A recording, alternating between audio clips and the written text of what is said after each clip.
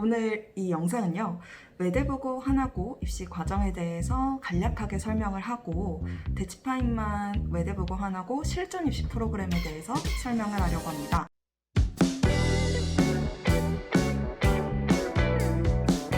외대부고 하나고 입시 과정에 대해서 간략하게 설명을 먼저 하도록 하겠습니다. 네, 모집 인원에 대해서 얘기를 해볼게요. 하나고는요, 일반 전형을 기준으로 남학생 80명, 여학생 80명, 총 160명을 선발합니다. 외대부고는요, 하나고보다는 많이 뽑아요. 350명을 뽑고요. 이 350명이 용인시 지역 우수자 전형과 전국 단위 선발 전형으로 나뉩니다. 전국 단위 선발 전형의 인원이 훨씬 많아요. 196명 정도 되거든요. 하나고 지원 자격, 외대부고 지원 자격도 같이 말씀을 드릴게요. 하나고는요, 서울시 소재 중학교 졸업 예정자면 지원이 가능합니다. 네, 외대부고는요, 전국 단위 선발 전형은 전국 어디에서나 지원이 가능합니다. 그래서 제주도에 사는 학생도 지원이 가능하고요. 지금 이 대치동, 대청중학교에 다니는 학생도 지원이 가능해요. 그리고 지역 우수자 전형이 있다고 했잖아요. 그것은 용인시에 거주를 해야 하고 용인시 소재 중학교를 나온 학생이 그 전형으로 지원이 가능합니다. 전형 방법에 대해서 얘기를 해볼게요. 외대부고와 하나고 두 학교 모두 1단계, 2단계를 거쳐서 최종 합격자를 선발을 합니다.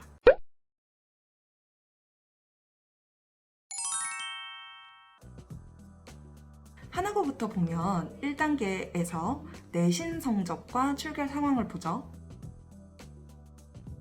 외대부고도 1단계에서 내신 성적과 출결 상황을 봅니다. 외대부고 하나고 작년을 기준으로 얘기를 해볼게요. 1단계에서 반영하는 내신 성적은요, 2학년 1학기부터 3학년 2학기까지 국어, 영어, 수학, 과학, 사회 혹은 역사 다 A 1단계 합격이 가능했습니다.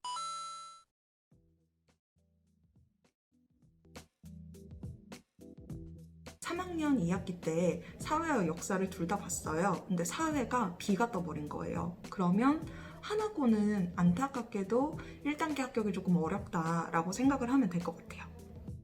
출결 상황은 무단결석이 하루라도 있으면 1단계 성적에서 감점이 돼버립니다. 그래서 1단계 성적이 만점이어야 합격이 가능했기 때문에 출결 상황에서 만약에 내가 무단결석 하루가 있다면 1단계 합격이 조금 힘들지 않을까.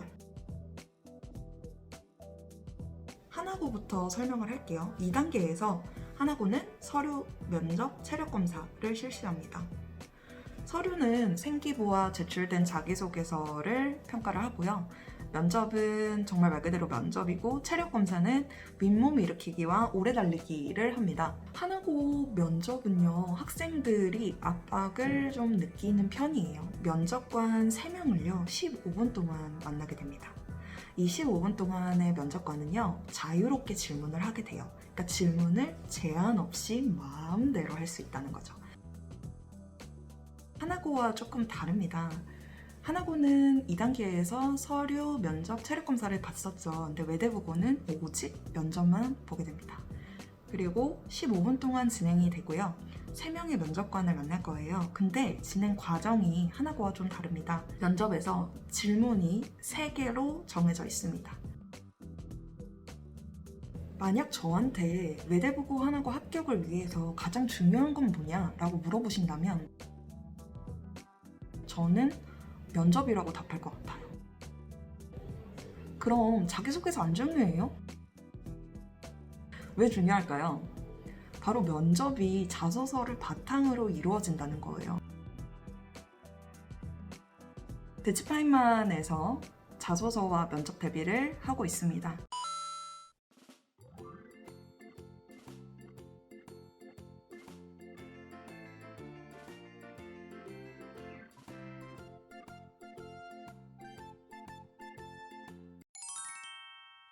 에서는 자기소개서 컨설팅이 9회고요.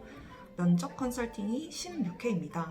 그리고 컨설팅은 월요일부터 금요일 사이에 평일 1시간 정도 진행이 되는데 매주 1시간이 진행이 될 수도 있고 어떤 경우에는 2주, 3주 간격으로 한 번씩 진행이 될 수도 있어요. 근데 이거를 이 스케줄을 제가 지금 일관되게 얘기하기가 조금 어려워요. 학생별로 좀 달라질 수 있어서. 근데 알아두셔야 될 점은 저희 컨설팅 진행은 굉장히 유동적이다. 근데 만약에 늦게 들어오는 학생이어도 이 컨설팅 횟수는 전부 다 진행을 해야 합니다. 그래서 뭐 겨울에 들어왔거나 가을에 들어왔거나 상관없이 25회의 컨설팅은 다 진행이 되고요. 막 끌고 가는 그런 학원이라기보다는 학생이 스스로 재미있게 공부를 할 수 있게끔 끌어주는 그런 학원이다라고 생각을 하면 될 것 같아요. 학생마다의 특징들이 있어요.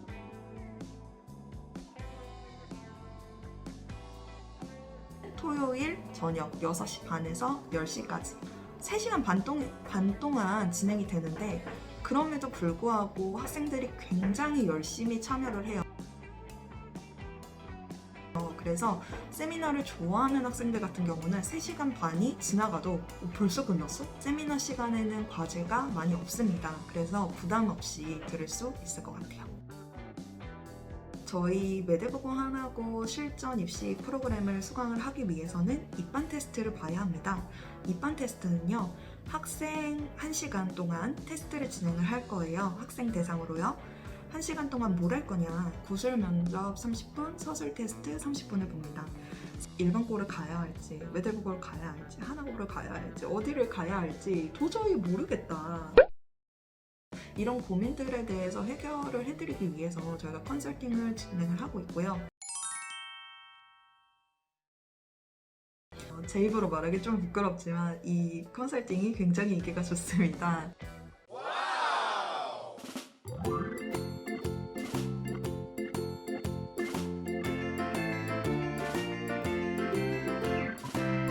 학교 자기소개서 쓸 때 다르게 써야 하나요? 사실 자기소개서를 하나고는 이렇게 써야 되고 외대부고는 이렇게 써야 되고 해서 하는 걸 누가 가르쳐 준 적은 없어요. 근데 학교에서 하는 설명회들을 들어보면 그 학교에서 종종 자기들이 냈던 기출문제들을 이렇게 예를 들어서 보여주기도 하고요. 그쵸.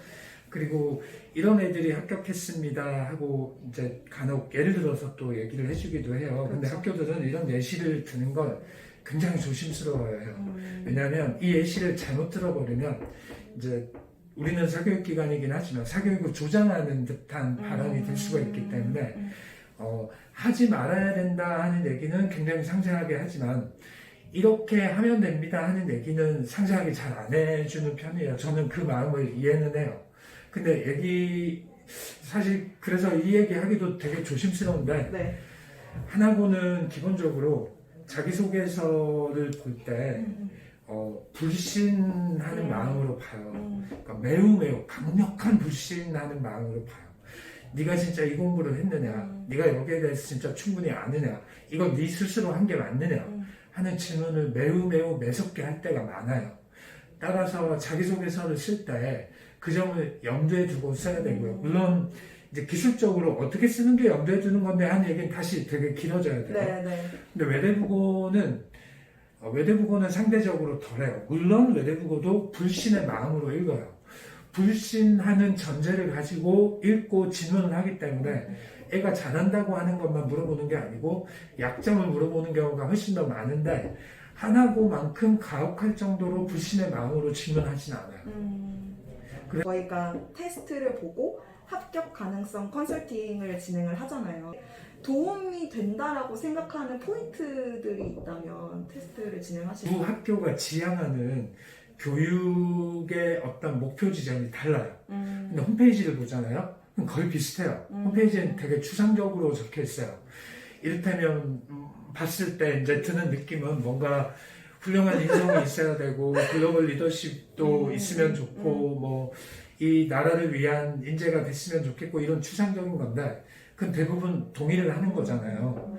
따라서 거기에는 절대 나와 있지 않은 그 학교의 입시 실적이라든가 그 학교가 가지고 있는 여러 프로그램의 형태라든가 이런 것들을 보면서 그 학교가 원하는 어떤 인재상을 찾아야 돼. 이때 인재상이라는 것은 홈페이지에 나와 있는 그 추상적인 인재상이 아니고 다수의 선생님들이 동의할 것 같은 우리 학교에는 이런 애가 맞지 하는 그런 느낌인 거죠.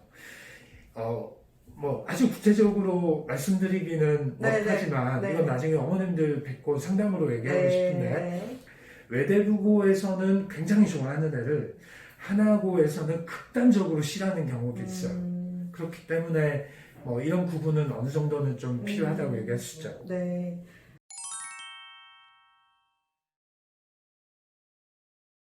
또 테스트에서 학교 결정 말고 합격 가능성도 판단을 하시잖아요. 네. 근데 이 시간 동안에 뭘 하시나요? 그러니까 크게 보면 그리고 쉽게 말씀을 드리자면 네.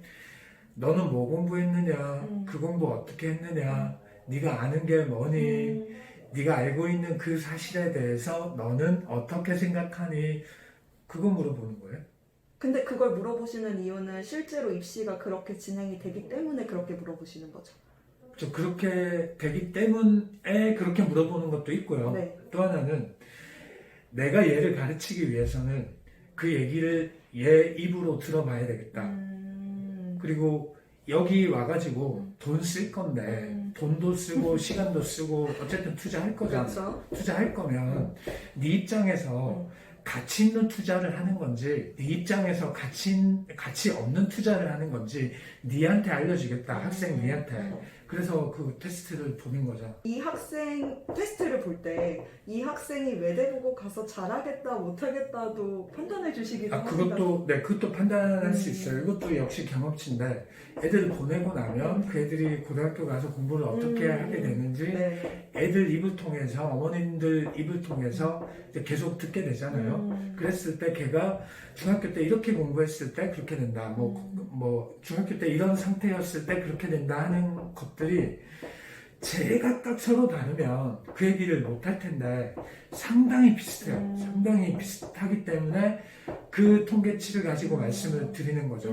중에 하나가 독서. 독서 중요하죠. 독서에 대한 애정이 남다르다가 있잖아요. 네. 얘기 조금 더 해주세요. 책은 정말 좋은 탐구의 동반자다. 책은 두껍잖아요. 네. 그래서 애들이 싫어해요. 그리고 요즘에 영상 시대잖아요. 그쵸. 글 읽는 것보다 영상 보는 거 그렇죠, 좋아해요. 그렇죠, 맞아요. 충분히 이해해요. 근데 아직은 책을 따라올 수가 없어요. 영상이. 그리고 논문 같은 거를 본다고 쳐요. 그러면 논문이 책보다 짧은 경우가 많아서 후다닥 볼 수 있어요. 근데 책은 두껍잖아요. 그래서 남이 따라오기가 어려워요. 그래서 책을 읽고 내가 이걸 충분히 이해했고 잘했다는 건 굉장히 독보적인 영역이 될 수 있다. 근데 애들이 힘들어해요. 그래서 우리 학원에 오려면 이거 각오하고 와야 된다. 그래서 항상 물어봐요. 읽을 수 있겠느냐? 내가 너한테 읽으라고 할 건데 그때 애가 내 했을 때 같이 하는 거지 내 못하면 같이 못하고요. 그리고 책을 읽었을 때 그 책에 들어가 있는 여러 가지 내용들을 보면서 떠올릴 수 있는 아이디어들이 많고 그리고 굉장히 지식 자체가 고급이에요. 근데 그거 말고 저도 여러 가지 같이 보는데 뭐 영상이나 논문이나 이런 걸 보고 아이들이 쓴 글은 질이 떨어져요. 질이 떨어지는 이유는 이를테면 논문 같은 경우에 중학생 보라고 쓴 게 아니잖아요. 고등학생 보라고 쓴 것도 아니에요. 대학생 보라고 쓴 것도 아니에요. 논문이 제대로 된 논문이라면 그렇죠. 적어도 이제 석사학위 이상을 가진 사람들이거나 연구자들 보라고 쓴 거예요. 그걸 중학생이 고등학생이 덜컹 보고 이해했다고 한다면 그 수준은 아주 낮을 수밖에 없고 그 내용이 되게 어려운 내용이라고 쳐요. 그러면 A배에서 어려운 말이 튀어나올 수는 있어요. 근데 모르고 하는 얘기예요. 모르고. 저도 시켜봤어요. 근데 안 되겠더라고요. 그러니까 모르고 무리다. 하는 얘기여도 그게 또 질문으로 들어오면 면접에서 질문으로 들어오면 거기서 무너진다는 거잖아요. 그렇죠? 무너지죠. 근데 그것도 이렇게 생각할 수 있어. 그럼 또 가르치면 된다. 그럼 또 가르치면 돼요. 근데 기본적으로 자연스러운 중고등학교 선생님이라면 외대부고 선생님도 알아요. 하나고 선생님도 알아요. 논문 하나를 보고 애가 완벽하게 이해 못하는 거 안다고 그걸 다 아는 사람이 그렇게 써 있는 걸 보고 왜 믿겠냐고요. 전략 세미나는 학생들이 다 같이 들어요. 컨설팅은 1대1로 진행이 되는데 세미나 다 같이 하는 이유? 세미나를 네. 이제 수업이라고 얘기하시는 분들이 있는데 세미나는 수업이 아니에요. 그렇죠. 수업은 보통 이제 학생들이 어머님들이 우리가 생각하는 수업이라는 것은 강의를 듣는 거잖아요. 근데 우리 세미나는 말 그대로 무언가를 전문가인 척 발표를 하고 그 발표한 내용에 대해서 질문을 하고 하는 형태이기 때문에 굉장히 묵직한 책임감이 있어야 되고요. 그 다음에 매 순간 긴장이 돼요. 그러니까 이게 참여형이기 때문에. 그리고 굉장히 많은 애들이 같이 하고 있어요. 그래서 이걸 즐기는 애도 있고요. 이걸 굉장히 괴로워하는 애도 있어요. 이걸 참여하는 이 세미나가 있는 날 전날부터 밤에 그 밥을 못 먹는 애도 있다고 들었어요. 그러니까 긴장해서요? 긴장하는 거죠. 왜냐하면 계속 말을 해야 되고 계속 시켜야 되고 계속 평가를 받아야 되고 그렇거든요. 그렇죠. 그래서 이게 면접 훈련이 많이 되는 건데 이제 계속 얘기를 한다는 측면에서 계속 귀 기울여서 듣는다는 측면에서 면접 훈련인 거고 면접에서 중요한 건 말하기보다 듣기예요. 듣기 못하면 면접은 꽝이거든요. 그래서 말하기 듣기 훈련이 되는 측면이 있는데 거기서 다루는 소재들은 이제 자기소개서에 어떤 것을 쓸 것인가 하는 문제와 결부되어 있기 때문에 이제 면접 준비가 많이 되지만 자기소개서 소재를 개발하는 데도 이제 도움이 되고 있고 일단 합격하려면 이걸 꼭 해야 된다 혹은 이 정도가 돼야 된다 이런 것들? 사실 입시를 되게 오랫동안 해오면서 지금 이 외대부고 하나고만 이제 10년 넘게 해오면서 분석을 다각도로 해봤어요. 이렇게도 해보고 저렇게도 해보고 막 온갖 걸로 해봤어요. 근데 분석을 이렇게 해가지고 엑셀표로 쫙 정리해보면 내 가설이 맞는 경우보다 틀린 경우가 더 많아요. 그러니까 이거는 분명히 영향관계일 줄 알았는데 영향관계가 아니고 이거는 상당히 맞을 것 같았는데 기대보다는 적고 한 70% 정도 맞고 뭐 그런 경우도 많거든요. 그래서 여러 가지 할 얘기들이 많이 있지만 그 중에서 가장 합격률을 예측하기 좋은 하나의 잣대가 있다면 세미나예요. 세미나 했을 때 가장 적극적이고 좋은 이야기를 양질의 이야기를 꾸준히 하는 친구가 결국은 합격률이 제일 높다. 중요해요. 근데 그렇지 않은 애여도 저희 프로그램을 통해서 그런 애로 거듭날 수 있게끔 저희는 할 수 있는 거죠, 선생님? 실제로 대부분 애들이 어떤 질문에 대해서 예상 질문을 자기소개서에서 한 100개, 200개 뽑았어요. 근데 그 질문들에 대해서 편안하게 충분히 풍성한 내용으로 얘기를 할 수 있게 되기는 해요. 근데 방금 제가 말씀드린 어떤 질문에 대해서는 그거는 모두 다 그렇게 되진 않죠. 그래서 그렇게 되기까지는 시간이 걸리고 훈련의 기간이 걸린다. 근데 처음부터 그랬던 애가 그렇게 하는 게 아니라 그 훈련 과정을 거치면서 그걸 재밌어야 돼요. 그래서 요지는 재밌어야 돼요. 우리 컨설팅도 우리 세미나도 재밌어하는 애들이 되게 많아요. 그쵸. 걔들이 대체로 성공한다. 그쵸. 그리고 발전한다. 알겠습니다.